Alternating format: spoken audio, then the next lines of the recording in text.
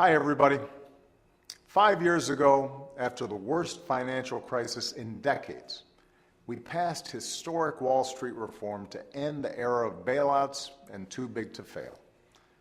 As part of that reform, we created an independent Consumer Financial Protection Bureau with one mission: to protect American consumers from some of the worst practices in the financial industry.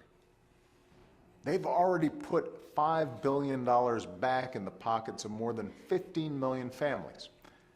And this week, they took an important first step toward cracking down on some of the most abusive practices involving payday loans. Millions of Americans take out these loans every year. In Alabama, where I visited this week, there are 4 times as many payday lending stores as there are McDonald's. But while payday loans might seem like easy money, folks often end up trapped in a cycle of debt. If you take out a $500 loan, it's easy to wind up paying more than $1,000 in interest and fees. The step the Consumer Financial Protection Bureau announced this week is designed to change that. The idea is pretty common sense.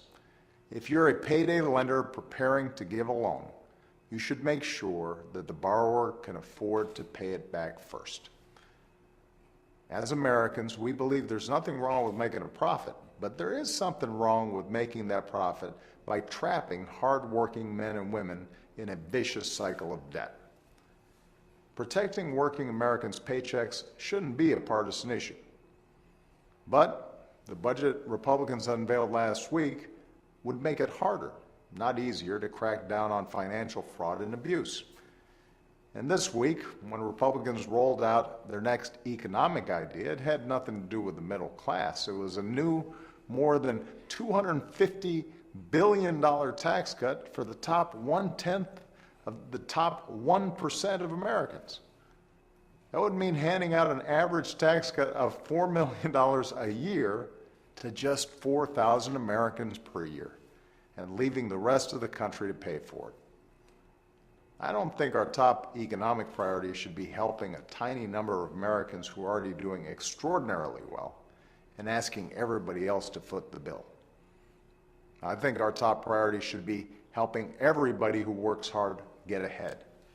This country does best when everyone gets their fair shot, everyone does their fair share, and everyone plays by the same set of rules. That's what middle-class economics is all about. And as long as I'm your president, that's what I'll keep on fighting to do. Thanks, and have a great weekend.